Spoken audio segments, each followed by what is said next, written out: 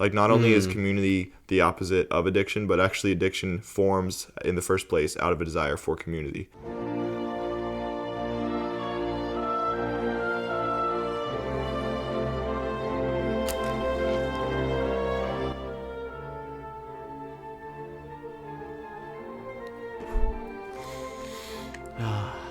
What's up? Good vibes. It is fall. It is. The time of coziness and some good conversations. Warmth. Both external and internal warmth. Internal, because it's also the season for some good drinks. Yes. So to aid us in the internal warmth, we have today a white Chardonnay from Tobin James Vineyard in Monterey, California. Monterey County, specifically. It's a medium white wine. Drinking white because I personally am not in huge favor of red dry wines. Acquired taste. I can go both ways, but you're more of a fan of white. Yeah. And so today's episode, we wanted to talk about moderation. Mm-hmm. And so we thought, what better way to talk about moderation than to practice moderation right in front of you? So here we are. We're going to go share a bottle and share some talk. That pop. Mm-hmm.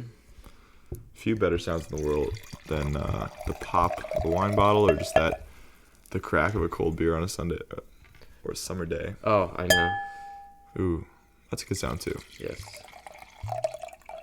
You got the technique with a little hand roll. You gotta, yes sir. When I serve wine at monastery dinners, I've gotten complimented by multiple people saying, "Oh, you actually know how to pour wine. It's impressive." Does it affect the flavor, or is it just more an aesthetic? It's just, I think it actually keeps the dribble from dripping like onto the table. Oh, that makes sense. So, cheers, my good sir. Cheers, bro. I don't know if you say cheers for wine, do you?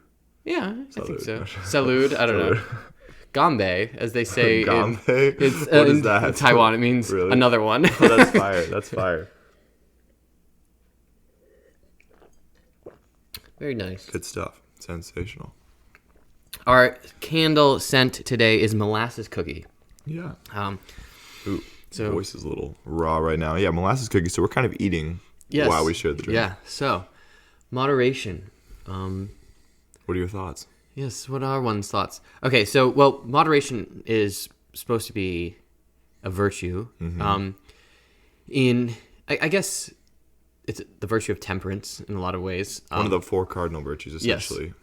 Yes. Moderation, at least as like Aristotle would say, is like virtue. It's almost like the meta definition of a virtue is the mean or the moderate mean between two extremes. Those extremes both being vices. Right. But I guess more specifically, we're speaking about moderation of good things, of enjoyable things, right. Or pleasure, because not all pleasure is bad. Pleasure God created by nature is good. Yeah, exactly. Yeah. God created it. So there are heresies, and there are people who believe that to experience pleasure, whether it's bodily or due to food or something, is by nature wrong because the body is evil. Mm-hmm. It definitely springs out of a dualistic philosophy where like soul good, body bad, doing things of the body is evil. Mm-hmm. But it even can bleed over into certain denominations of Christianity. Yeah, like I know that there are some faith traditions where people treat different kinds of pleasure, whether it's pleasure related to food or drink, or sexual pleasure, or alcohol, especially even like the buzz is like just by nature evil because it's tying us down to this world and therefore it's preventing us from being in a relationship with God. You're right. But in reality, we know that pleasure, just like all other good things, comes from God. All the good things that sometimes can distract us even from higher spiritual things are still, if they're rightly ordered, they lead us back to God. So power, possessions, pleasure, all the things that people seek in this life naturally and that we're naturally predisposed to seek, those lead us to God and they come from God. It's just we got to be sure that we're rightly ordering them below our service to God and that they don't distract us from what's most important. But so I don't think this is going to do that. I think. So I guess then when just like speaking about moderation, I think it's best to definitely talk about moderation in like specifics because other virtues, yes, you need to specify, but sometimes maybe you can still be a little bit more abstract. Like moderation is only treated well when you can actually be concrete about it. Like what is actual moderation versus what is excess or what is like scrupulosity. Yeah. Because certainly with alcohol, Aquinas There's a range I think of talks feelings. about drinking to the point of hilarity. Hilarity. Like, we're just enough where you find things are a little funny. bit funnier than you might otherwise. But when the moon seems to in shine, order to like find you've a had joke too much wine, as funny, Martin says. At least if the joke is like a little intellectual, you still have to be using your reason. So Yes. you can't be losing your reason when you're drinking alcohol. That's in excess. But to find the humor maybe in things a little bit more might take a kick. I don't think we should depend on alcohol. No. For that, and maybe people could get into a point where they don't find themselves getting drunk, but they do find a dependence on alcohol as For like social purposes. Exactly. Yeah. So let's first talk about that. Like, what is moderation? But while we're drinking, since that makes most sense, let's just mainly focus on like moderation of alcohol and drinking, and let's first like look at that scenario of just drinking in order to like take the edge off a little bit, or to be more social. Do you think that can be done moderately, or do you think that's like an immoderate use of alcohol? And if we even need to step back before that, what do you think is moderation in this context? I don't think drinking to take the edge off or to add maybe even to some level of social comfort is immoderate. I think that's one of the advantages of alcohol. And I think some people might get turned off by that because they're like, oh, that's something often functioning alcoholics will turn to, is a dependency. They go to an extreme where like they can't be in a social setting and they can't be at a party without having a serious buzz. But yeah, I think that's actually one of the benefits of alcohol is it's not that we don't have to just drink beer or wine just because of the flavor. Like that's valid. If you really like the flavor, that's awesome. But like it's not like, oh, if you have any motivation other than just liking the flavor, then that's necessarily intemperate or immoderate. I think you can also be like acknowledge the simple fact that look, when you have a couple beers with friends, and when you have some wine with friends, whatever it is, you relax a little bit, and that's your body naturally responding to the effects of alcohol, and that's good, and it fosters social dynamics that sometimes just happen more easily there than they would if you're totally sober. And I don't think there's something wrong with that. But do you disagree? I don't disagree with that like principle, but I do disagree if someone feels that they need to drink alcohol. Yes. To be like themselves in a social setting. Well, that seems to reflect some insecurity or some. Well, that's what I'm saying is like the moderation of the material thing might be fine, but it's almost a moderation of like yourself. That I almost, in order to me to feel good about myself, or to me think that people will like me, I almost have to like filter it through this third thing. It brings out the good in me, and exactly. without that I can't fully be good. And I find that as an immoderate approach to alcohol, because it's now you're dependent on it, even if you're not dependent on it to get if you're not using it towards like to get hammered or something, you're still overly dependent on it, and you almost can't see yourself without it. That's fair. So it's like an immoderate intention, even if like your physical use of it is moderate. It's like a form of vanity. Yeah, exactly. In a way. It's a different vice maybe than and pride. Yeah, like what you're saying. Yeah, right. like, and it's also it's strange how like self-loathing and pride are actually way closer together than people think. Self-loathing is almost to say like I'm almost prideful in like how low I see myself in. And if we have such a low opinion of ourselves that we have to use, whether it's like always trying to be the funny person in the room, or depending on alcohol to make us like social, or to just whatever it is, in order to like make people like us, or just to feel normal about ourselves. I think we now have taken what should just be something that we enjoy, and now it's a dependency. See, I'm glad you brought that up, because you brought up other things like trying to be always the funny one. I think that point drives home the reality that there's nothing special about using alcohol to improve your social comfort. Like it's something people turn to, but it's definitely not the only thing. Yeah, right. Because you might be someone who feels unconfident, and you're like, look, I just don't feel good about myself unless I'm always making jokes. So every time I go to a party, I'm just going to set myself up as a person who's making jokes and being funny. That way people will like me, or I feel good about myself. Or maybe this person who's like, I don't feel good about myself unless I'm always dressing right and I'm like wearing the most stylish clothes. So I'm going to put those on. Then I feel good in social settings, and I'll feel like people look at me well. And I think alcohol, people do the same thing, where they're like, I don't feel good about myself or my social affability or my ability to just have good conversation with people unless I'm a little bit buzzed. So I'll turn to alcohol. But the point is that there's nothing, I think, special about that. right? It's not that there's something unique to alcohol there. I mean, it's got a unique ability. I was going to say, it's got a unique ability, but because it actually can affect you psychologically. But it's not special, the desire to kind of cover over your wounds by trying to put on some sort of facade. Yeah, hiding. Whatever it is that we use to hide. And the one thing that does distinguish alcohol from like being the funny guy in the room or trying to be the guy who like just knows everyone, he's like the popular one, is that this can affect your reasoning. Right. Those things That's will true. never actually affect your use of reason. And so this taken too far, if you're especially if you're dependent on alcohol every time you're in a party or in a social setting, your alcohol tolerance is going to go up, which means you're going to start drinking more and more and more to a point where you might actually now just need it to feel normal about yourself, not even to be in a social setting. Whereas like always being the funny guy, you might come to a point where you literally can't not crack jokes, which again is its own problem, but you haven't affected your use of rationality necessarily. True. Yeah. So that's why, while yes, I agree, it is an escape. There is something still option. special. There's something special. Yeah, there uniquely. That's fair. I take back what I said. Important. No, I wouldn't take it back what you said. Well, I think I said at one add point a there's nothing caveat special about to it. alcohol, but there is still something special about alcohol. Yeah.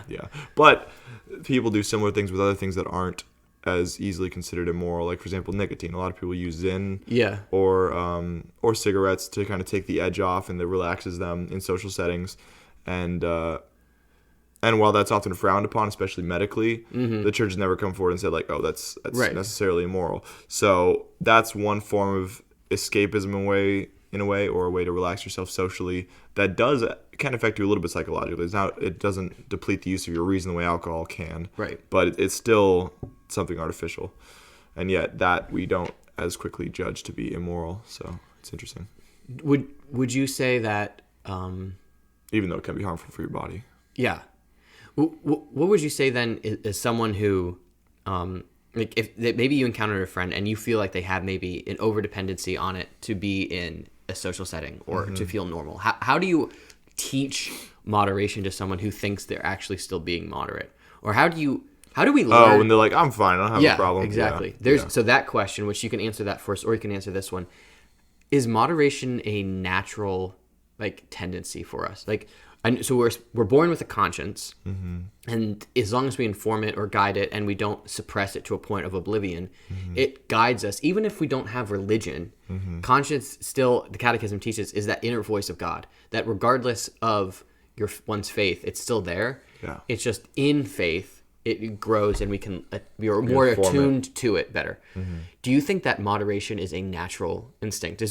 Do we know that things are good to an extent, and then they become bad? People talk about, there's too much. There can be too much of a good thing. That seems to be a principle people accept, regardless of maybe their background. So, is moderation a nature or nurture kind of thing? Do you have to be taught this is the right amount of this and this is wrong? Because people, when I turned 21 and started like learning how to drink with friends, that they were like, oh, you have to learn your alcohol limit.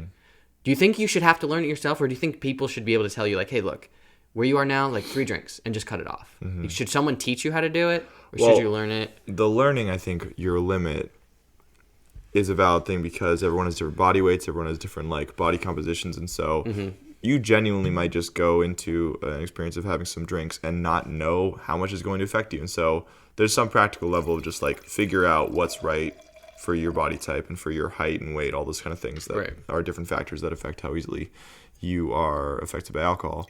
But as far as whether moderation is something taught by nature or nurture, obviously these kind of things are a little complicated, because we have sort of two natures. We have the nature of being made in the image and likeness of God that we were given from creation, and then we have the sort of second nature imposed on us after original sin, which imposes concupiscence on us. So I think in accord with our true nature being made in the image and likeness of God, we are naturally disposed to seek the good. And one element of the good is pleasure. And so it's, I think, perfectly natural for us to seek good things, but in a moderated way that I think kind of accords with just what seems... Honestly, the optimal experience of pleasure is kind of a moderate one. For example, with food, like if you don't eat food at all, you're going to feel really hungry. That's painful. Yeah. if you eat too much food, you're going to feel bloated and awful, and then you're going to have a horrible time in the bathroom, especially if it's like Taco Bell. Yeah. But if you eat like a moderate amount, something in between, maybe Chick-fil-A. Yeah, let's go. Not sponsored by Chick-fil-A. But if you eat like a moderate amount, you get that pleasure of eating, but you don't feel bad afterwards. And so that's actually kind of an ideal level of pleasure. And so in a way, I think in our pursuit of pleasure, when it's rightly ordered in accord with our first nature that we were given by God, where we are rightly ordered towards pleasure, but kind of seeking it to the best degree possible, we would tend towards moderation. But the problem is then you throw in original sin into the mix, you throw in concupiscence, and that just tends us always towards extremes. It always tends us towards addictions.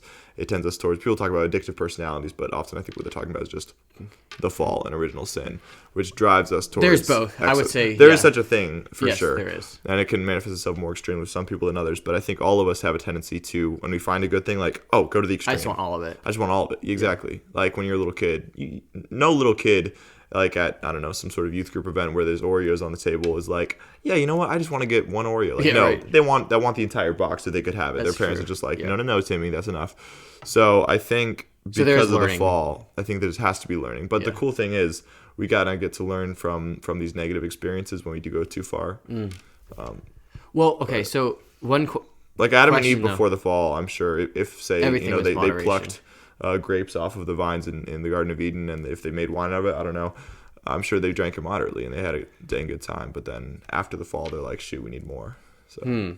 Well, so speaking of that, you've read Paralandra by C.S. Lewis, the second book in his space trilogy.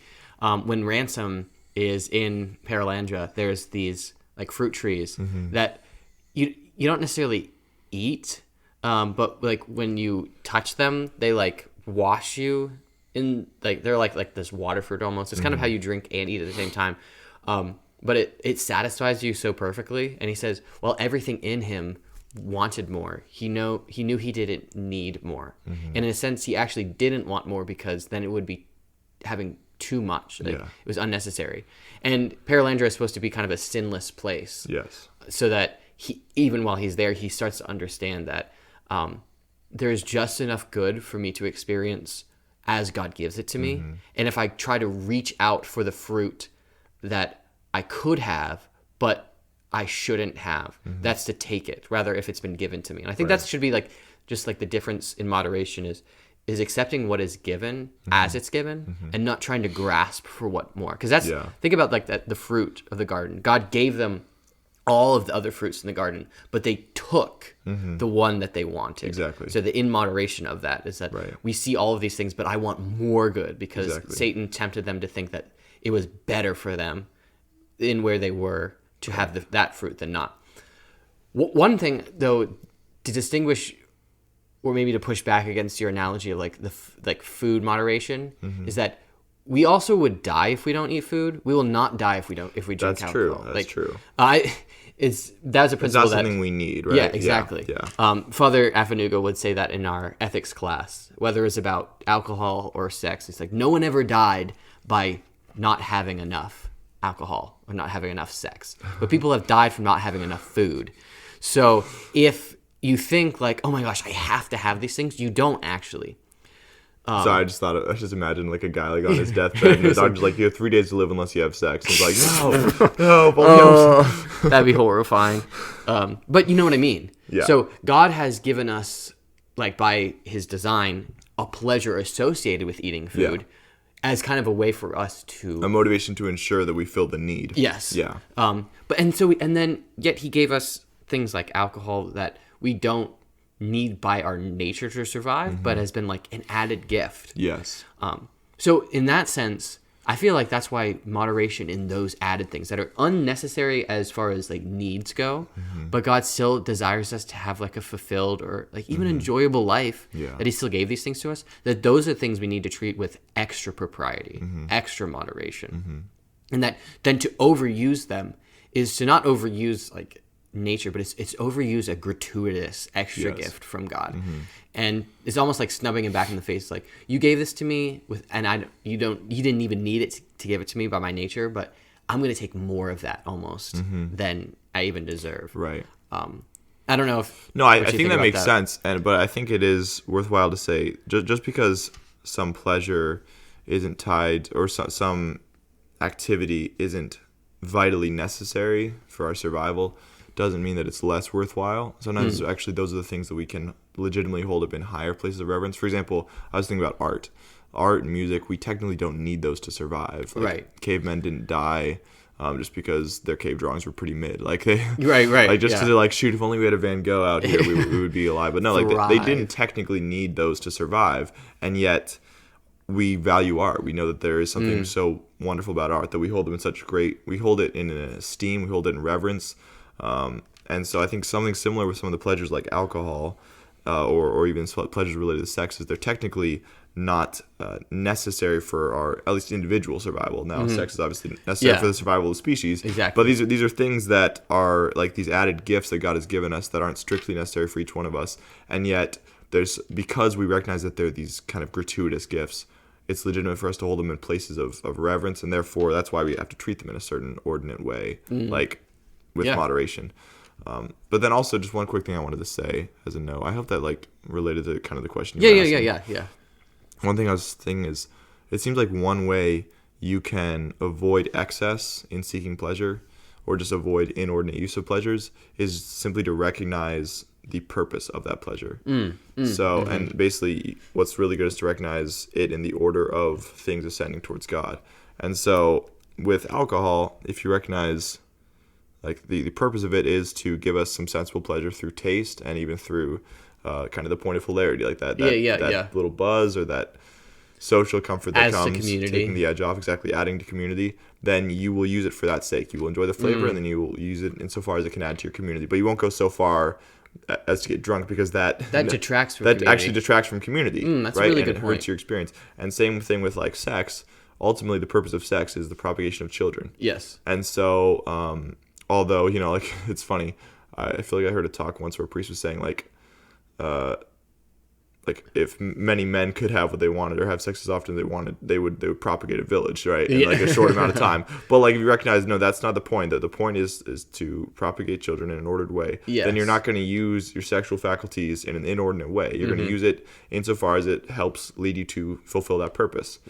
And so I think recognizing the purpose of all these pleasures, or the purpose of the activities that bring these pleasures, is the way to kind of experience them in an ordered way that doesn't go so far into excess that you wind up either in lust or in immoderate use of alcohol, or all those kind of things. Okay, I actually really want to like focus on this reality a bit, because this is really, really cool. The idea of moderation in the context of community, that is such a good principle to ride on in like regards to, is this too much, or do I not need to do this, or do I need to do this, is asking how it also continues to affect the broad community.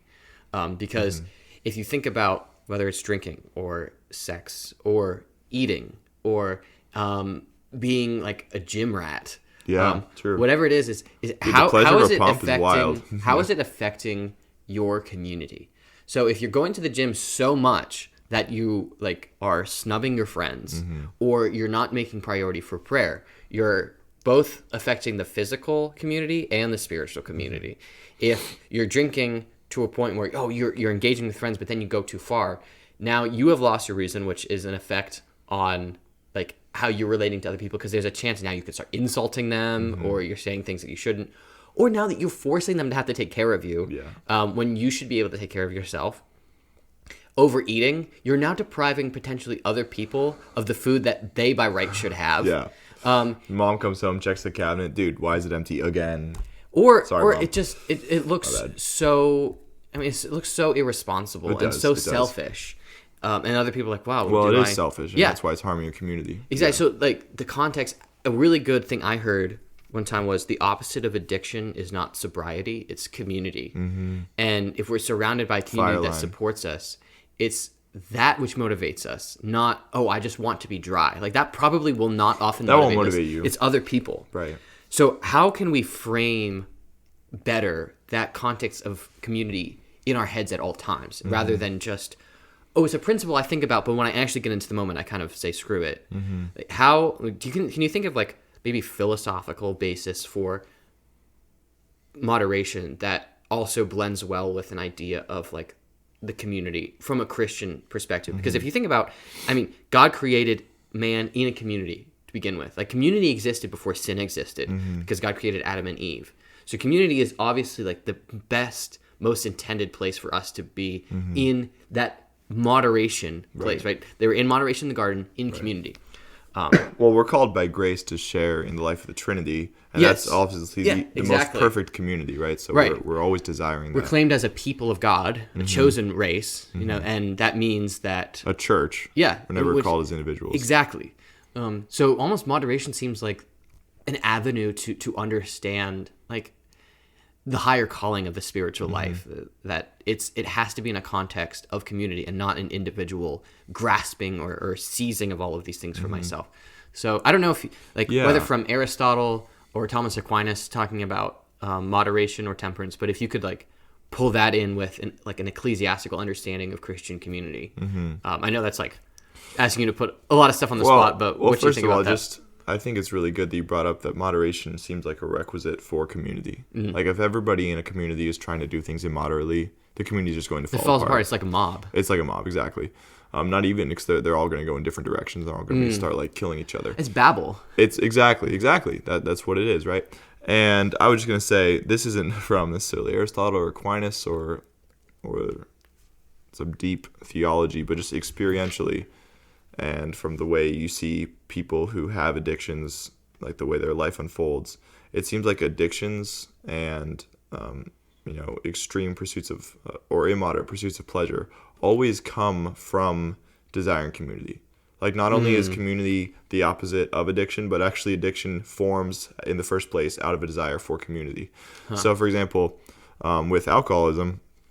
Often the person, this is at least one of the main ways that people often form alcoholism, is they desire that feeling of being part of a group, and they desire being loved in a social setting, and they think that alcohol helps them do that better. Or the group they find themselves associated with. Or the group that they find, exactly. They're like, oh, well, I feel at home here. I feel welcome among these people, and they happen to drink. Well, then I'll drink so that I can participate with them. And so they wind up going down this rabbit hole where they're drinking more and more, and then before long, the very thing that they sought, which was to be community, is now the last thing they can possibly have, because now they're drinking by themselves and they're totally isolated. And similar thing with. To add to that point, someone who maybe has suffered a lot of trauma and they use alcohol as the suppression. What they really want is someone to support them in their trauma. Exactly. Someone who says like, I see you here, I want to help you. But because they don't have that support, I might as well escape from it. And so while their desire for the good that they want is a community, since they can't find it, the next thing they do is to I'll fill that hole with something that blocks my desire. Exactly.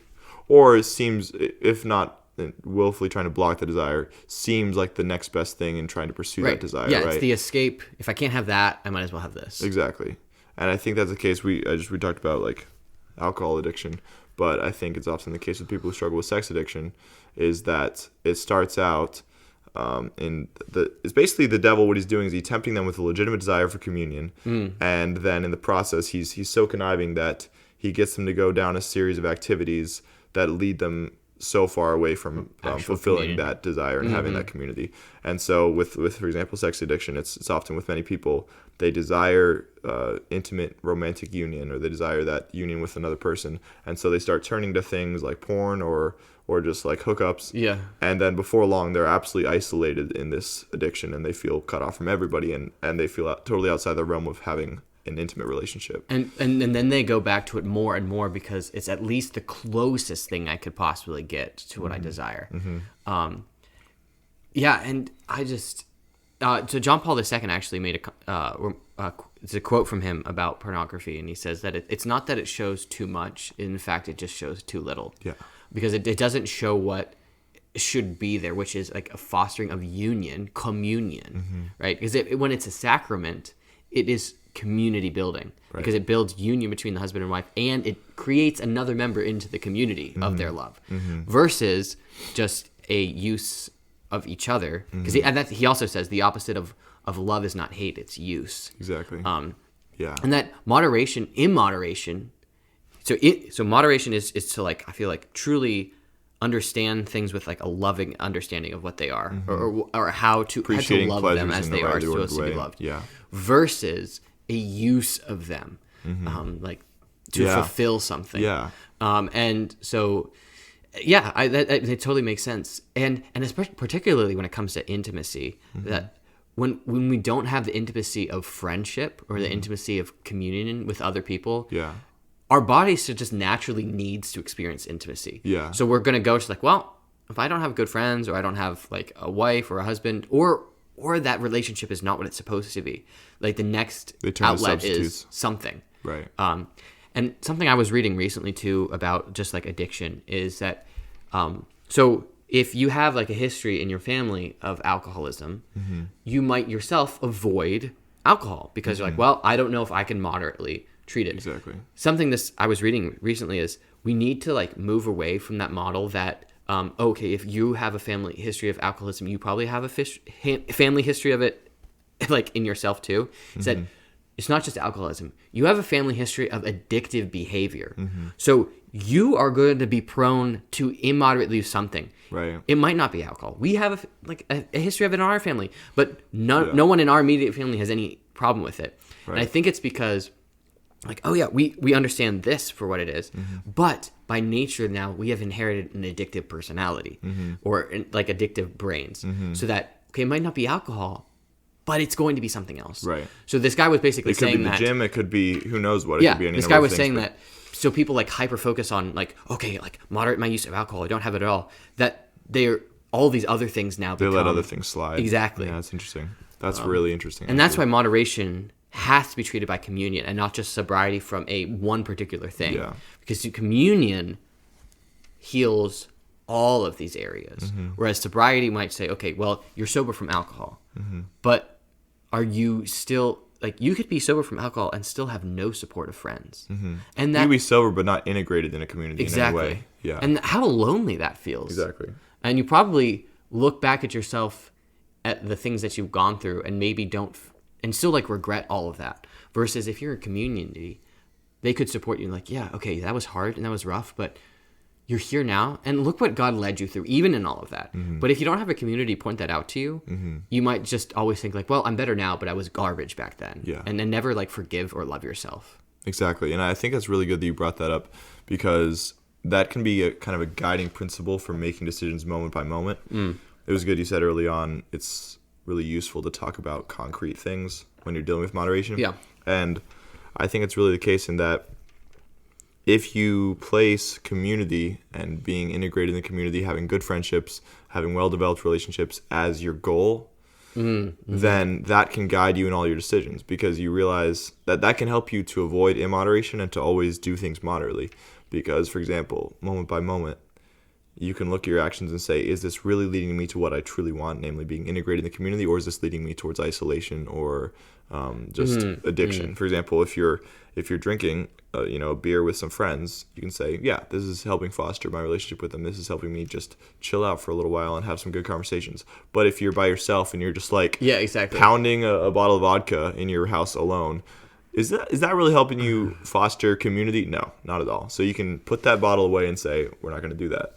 Or similarly with any other numbers of addictive behavior, eating, sex, any of those kind of things. You can look at the particular action, and say, is this in any way helping me foster a friendship, foster my relationship with other people or with God or with my family? And if the answer is yes, then that's good. Go ahead and enjoy that pleasure. If the answer is no, then that's something you need to cut out of your life. How do you speak to someone about that, though, who themselves, like, so kind of circling back to that question, who doesn't personally think that they have a problem? How can you motivate them to see the need to moderate their behavior? And you mean if it already is immoderate? Yeah, or even if it's not, that they just don't see anything wrong with it. It's like, oh, every now and then I like go crazy. And like, it's pretty infrequent, so it's not like an actual problem. It just happens every now and then.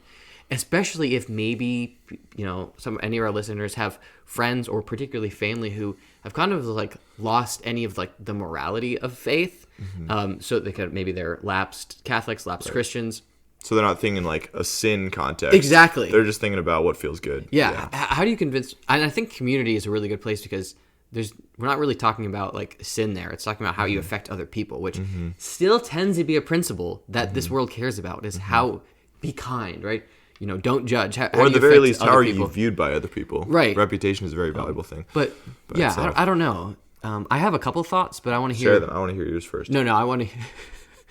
hear yours first. I want to hear yours first if you have some, because I want to kind of think about my own. Okay, that's fair. I guess what I was thinking about, like, and how do you convince like someone for moderation is instead, even if the community, I guess, argument doesn't work, or and they're like the moral basis, whatever, is ask them like really how do they feel about themselves, like truly how do they feel about themselves? Right. Do they really wake up after nights of partying or nights of hooking up or whatever it is, and truly say to themselves like, I am living the best life. I'm living my best life. Dude. I'm living like to the fullest extent. And even if like got a raging they're headache told right now. that like this is freedom to do whatever you want, like really go down like, do you really feel free? Like what is freedom to you, and do you feel free?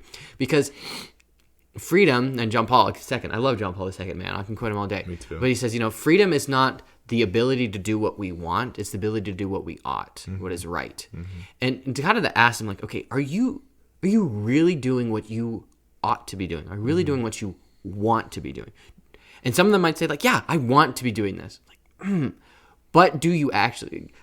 If you can really start to dig into the heart of the person, there has got to be, I can't imagine there's got to be a place where they still do not like themselves.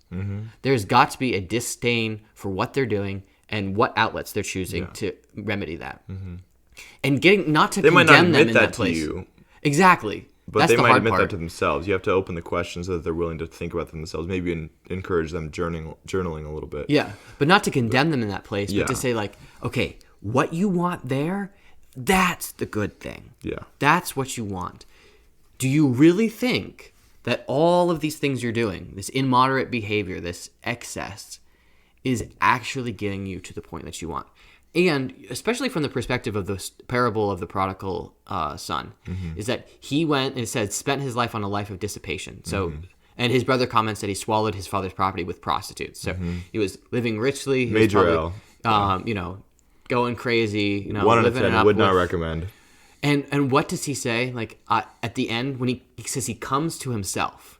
So he finally looks at himself as he actually sees himself. And what does he say? I no longer deserve to be called your son. That's what he wants to go to his father. And I kind of wonder if he actually thought that about himself before he left his father's estate. Like before he went and lived his life of dissipation, if he was convinced that I don't deserve to be called your son. Like I am not worthy. I should not be in this place. Where there's like evil things I desire, or I'm all over the place. And because of that, I don't like myself.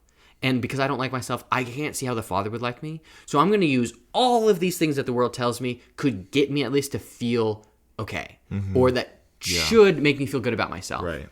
And so finally, when he comes to himself, he realizes, I never wanted or never thought I could be the Father's son. And now he's actually come to himself, but he realizes still, even if he doesn't feel like he could be the Father's son, he knows that the Father is still best for him. Even if he doesn't be called the Son anymore, he still knows that being with his Father is the best thing for him. And that's when he comes to himself. So you're saying it's not that he suddenly realized, oh, maybe I'm not worthy to be the son of my Father. But it's actually, that's what he'd been thinking all along. It's just the moment. This is a postulation. It's just the moment of conversion is when he realized what he thought about himself all along. All along. And I mean, it's now a parable, he returns to the Father. But that is the case with many people. Yeah. That is how it unfolds for many of us, is that it's like the process of conversion is not so much a matter of like coming to some new radical realization that was never in our minds, but really actually finally coming to know ourselves. Conscious what has always been subconscious. Always been us. Exactly. Yeah. And that's what I would invite people to, is like, if community doesn't matter, or morality doesn't matter, or sin doesn't matter to you, do you matter to yourself? How do you believe you are? Who do you think you are in the eyes of others? Who are you in the eyes of yourself?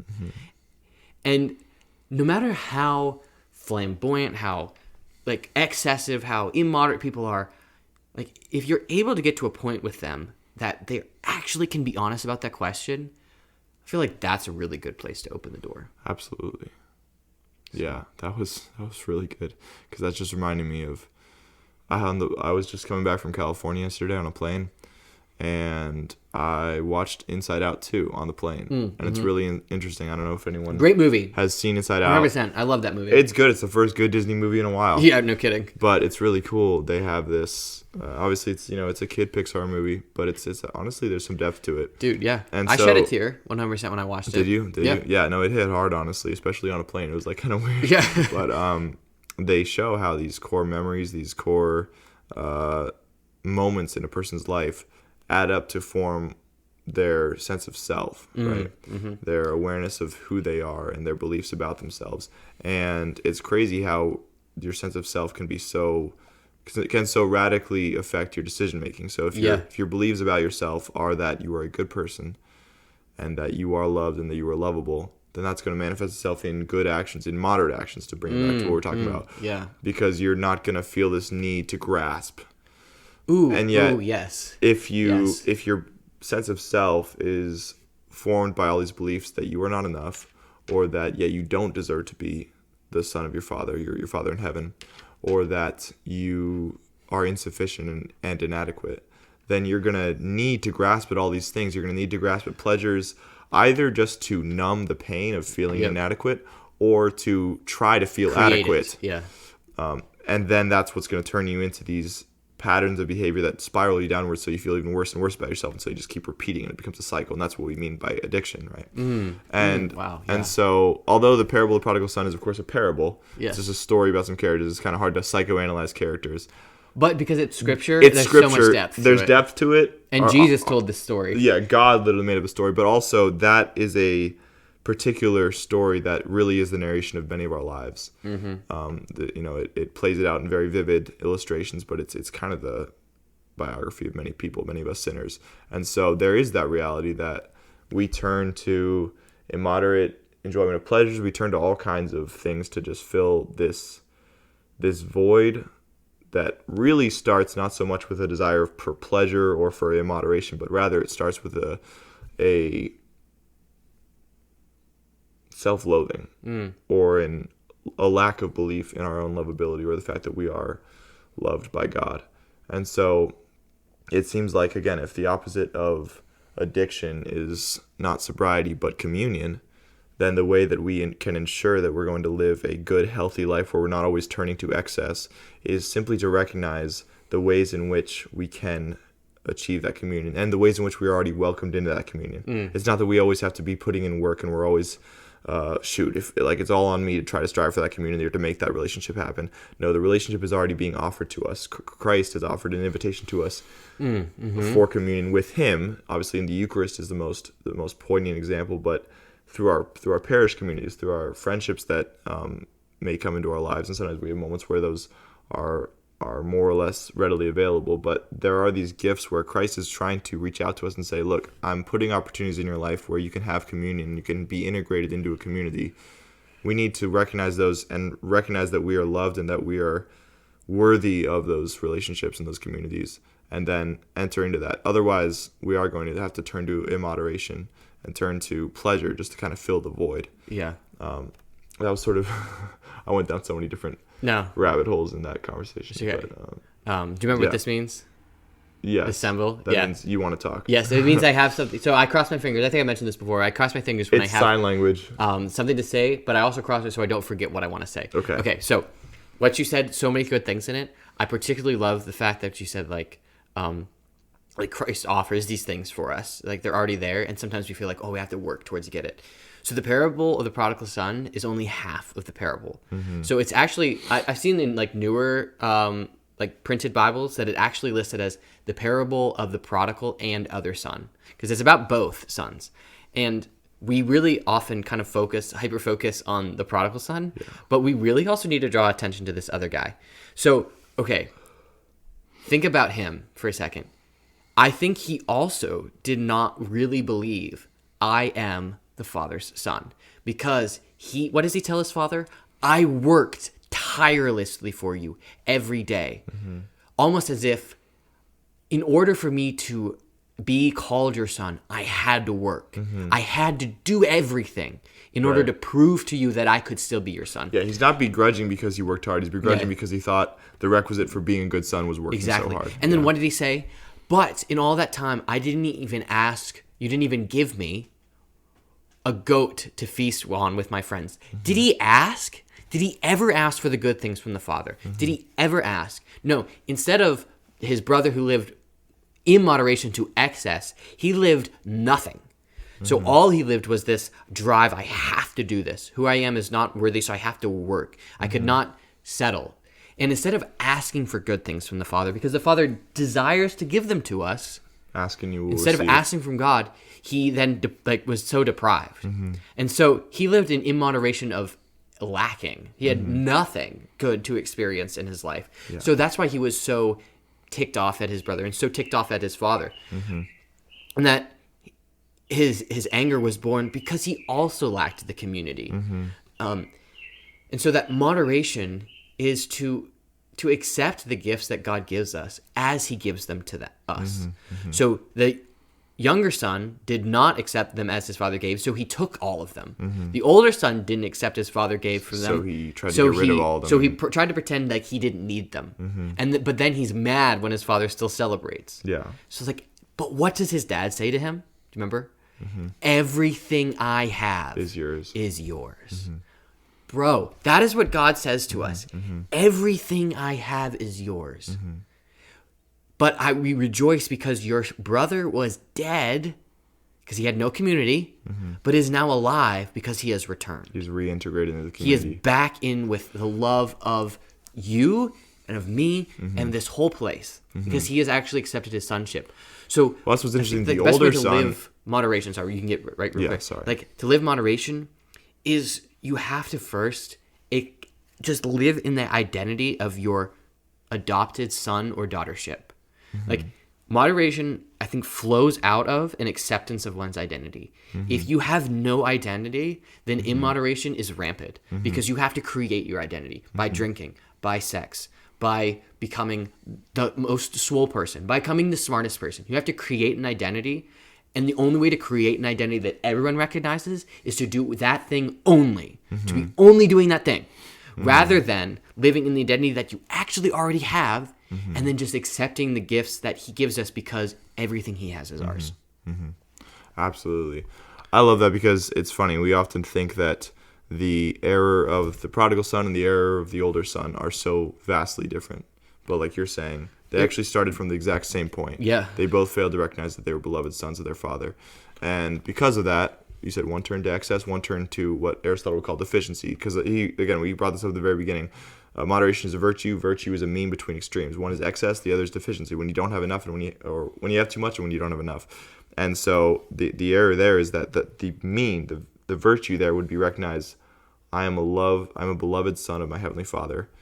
But then the excess, on one hand, is to say, oh well, like I'm not a beloved son, and so I have this wound of feeling inadequate, feeling like I'm not worthy, and so I'm going to fill it by an excess of pleasure. The other extreme is to say, I'm not worthy, so I need to make up for that by just absolutely negating any desire for pleasure and absolutely living basically just a prudish life where you don't enjoy anything. Yeah. But both again start from the same fundamental error, and that's why you see in reality they're both separated from the house, right? The household in the story of the prodigal son is kind of the church. visual aid of the church. It's the visual aid of community. It is like the paradigm community and they itself. Both stay outside. They're both outside. The one is outside off with harlots and whatnot, but the older son is outside in the fields. But both of them are outside of the house. And finally, it's when they're welcome to the house so good. that they So realize, good. okay, community is where I find my true identity, like you're saying. And what was I going to say? What was the last thing you said? I said that the Father, all good things come from the Father. Like, Exactly. So that is the way to achieve moderation, is to realize all is gift. all is a gift, and everything good is from the Father. And so if it's ordered towards community and towards fostering friendships not only with one another but with God himself, then that's how you're going to enjoy the good things of this life in a moderate way. Yeah, because think about it, like if you give someone a Christmas present, right? You're not the only one giving them a Christmas present. So you give them a Christmas present. If they like, oh, wow, this is great, but then shove it aside, that hurts. That's rough. But if they're like, oh, this is great, and then they ignore everything else they've been given, they've also slighted everyone else. And I think like that's exactly how God gifts are. He's like, I give you all of these things. Yeah. And it says in Scripture that the gifts of God are irrevocable, which means he doesn't take them back. When he gives them to us, he does not They're take yours them to back. keep, yeah. So, but if we only say God, I only want this one thing, and I want it more than I need. It's almost as like not that he's like mad, like how dare you use that immoderately, but rather you're depriving yourself of everything. Yeah.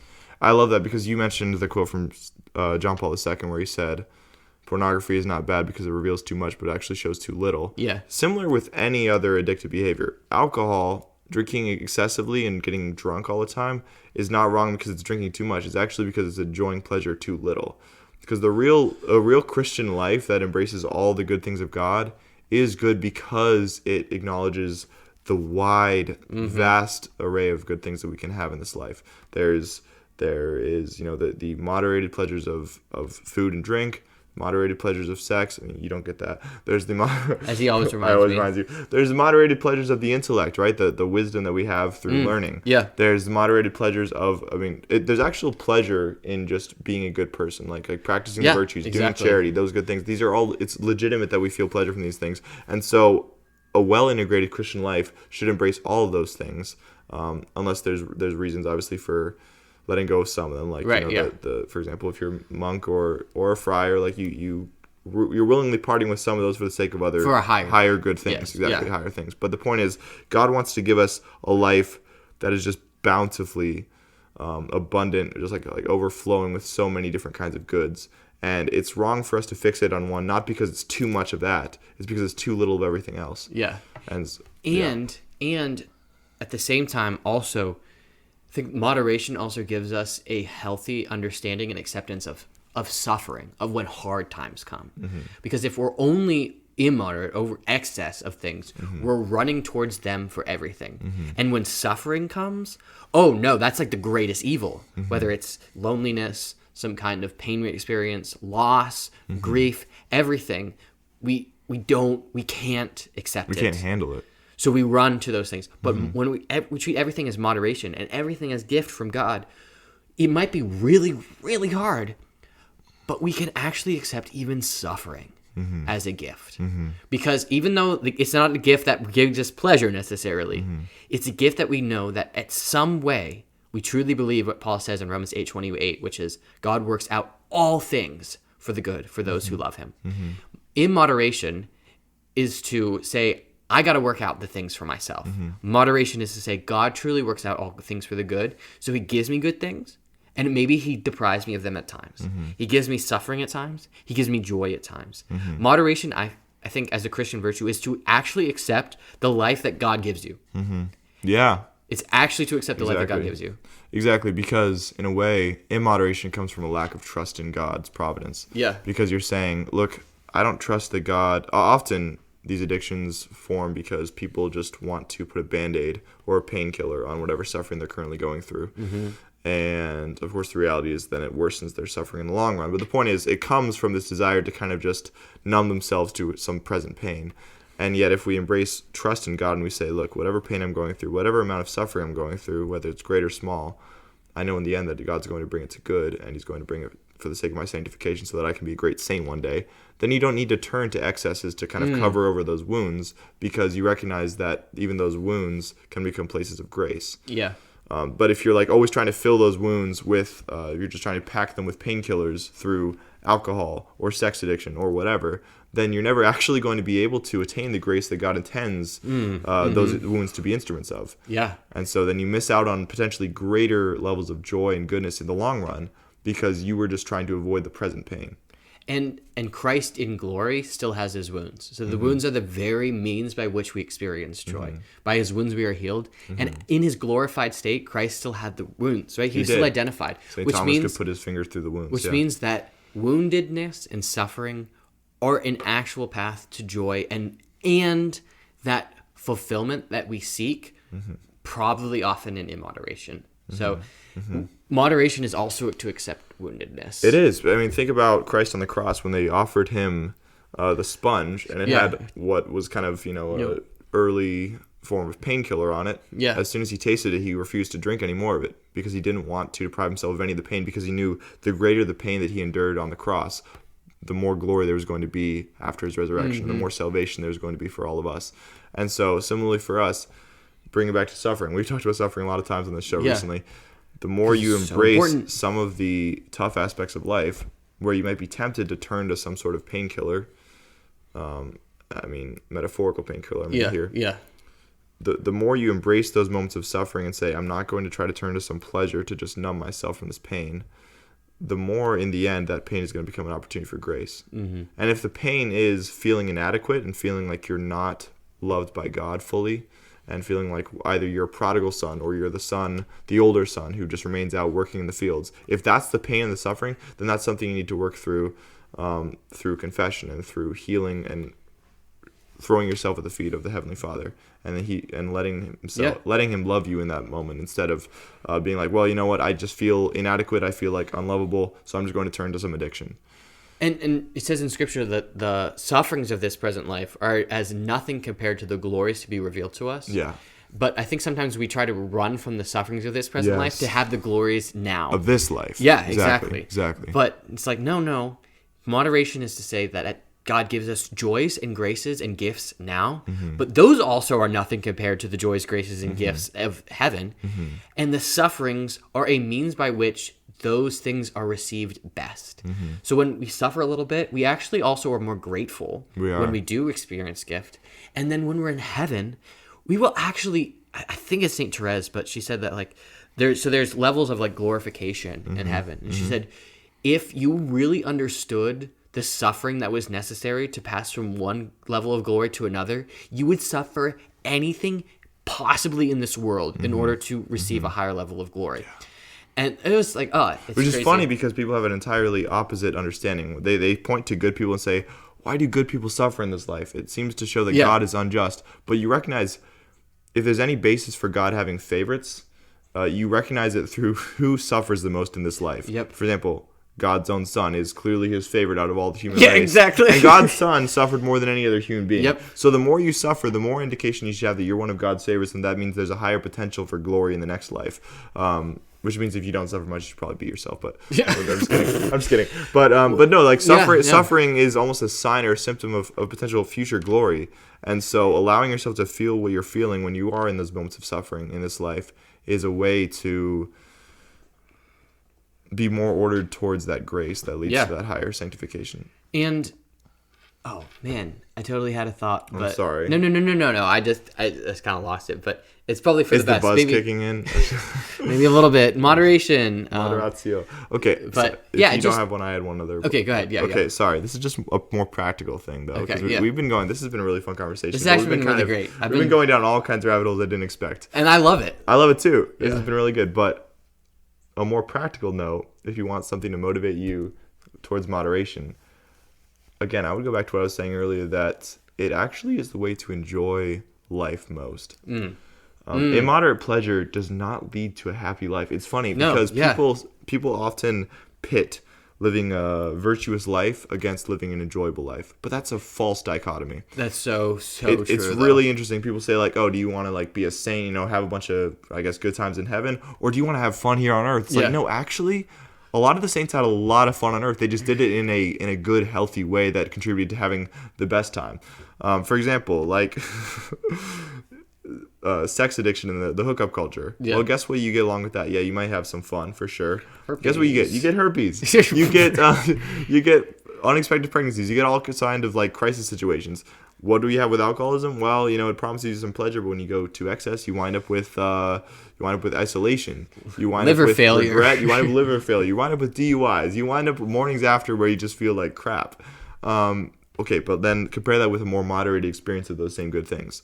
With alcohol, you enjoyed a little bit like Christ did. Christ drank. Yeah. Mind-blowing. By the way, I have some friends who are Baptists who used to say Christ, whenever in the Bible it said Christ drank wine with his friends, it really meant grape juice, which I thought was hilarious because grape juice wasn't invented for like more than 1,000 years after Christ lived. This is so funny. Like probably almost 2,000 years after Christ lived. So like that's just ridiculous. But yeah, Christ drank, so there's a moderate way to drink. And when you drink moderately, what do you wind up with? You wind up with some enjoyable times. You wind up with good conversations and memories with friends. But you don't have to have DUIs. You don't have to have terrible hangovers.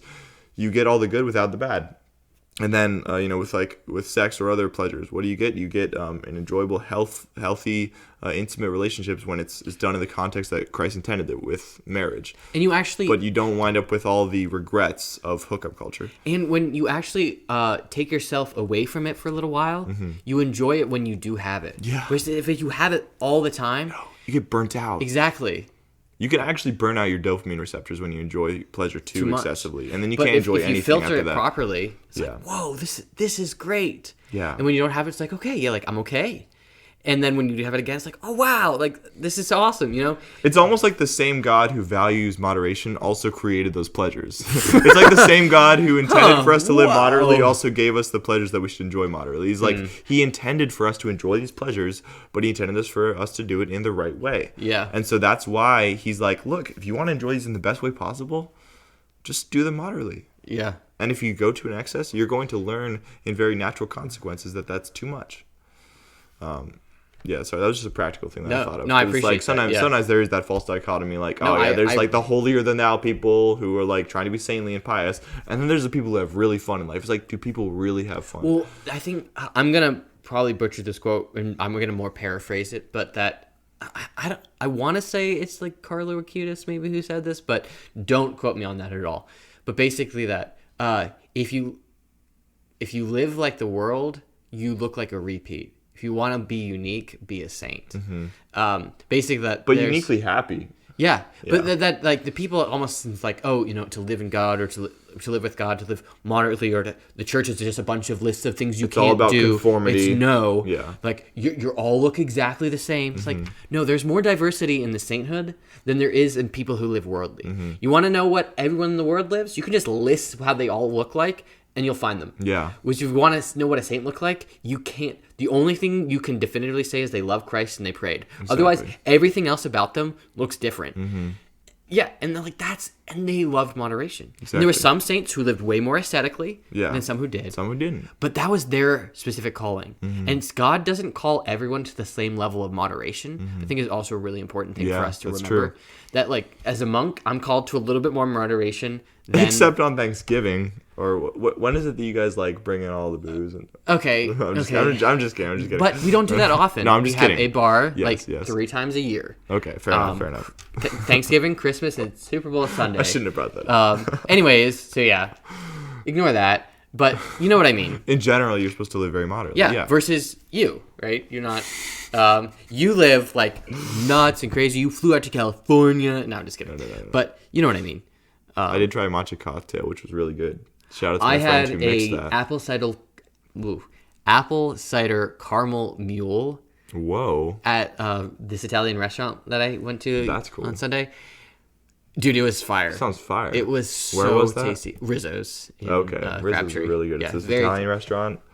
Yeah, they had this big Our Lady of Mount Carmel feast Nate came to this year. It's a party. It's fire. Like, this entire town turns out for this thing. Such good food. So, yeah. But anyways. Yeah. So, well, thank you for joining us for a very enjoyable and really fun. Yes.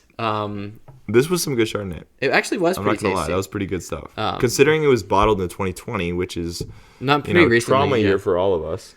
Oof, yeah, I bet there's not many 2020 bottles left. You know what I mean? Exactly. No, yeah, honestly, that's a good point. Actually, I wonder if that'll be a year that like sells like crazy. It's like if there's actually any 2020 bottles left, like 20 years from now. Yeah. It'll be like a big thing. Like, oh, it's a trauma wine. Exactly.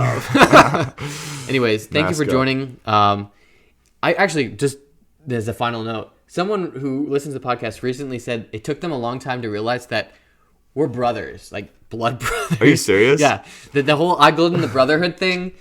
It's not just because he's a monk. Yeah, exactly. We're genuinely brothers. So he's my younger brother, and I'm his older brother. I'm the monk. He's not. I'm not a monk. And as he likes to remind me, I'm the celibate. So I'm not. What's up? How you doing? I'm just kidding. You can't slide into his DMs. He's taken. Yeah. Of course. One more thing. If you want to enter into the comments and just say something you need prayers for, please do that too. Especially if you're someone who has struggled with some of these immoderation behaviors. If you are working on sobriety, you're trying to get past alcoholism or whatever, go ahead and leave the number of days you've been sober. I don't know if that's too personal, but like if you're willing, let us rejoice just in do freedom. that, because like freedom is such a good thing. Community. And we want to have a community here in the Yeah. comment section. We want to have some positive energy. Absolutely. We want to be praying for each other. So feel free, if you need to leave prayer intentions, do that in the comments, because we will pray for you. We will pray for you, and the other people who are in the comments might pray for you too. Anyway, so thank you for joining us for another episode of All Good in the Brotherhood. If you liked anything we said, please leave a comment below about what you enjoyed. If you have any questions about maybe some practicalities of moderation, or how you can live it out, or how you can even evangelize in moderation, leave a comment. Also, like this video, share it with your friends.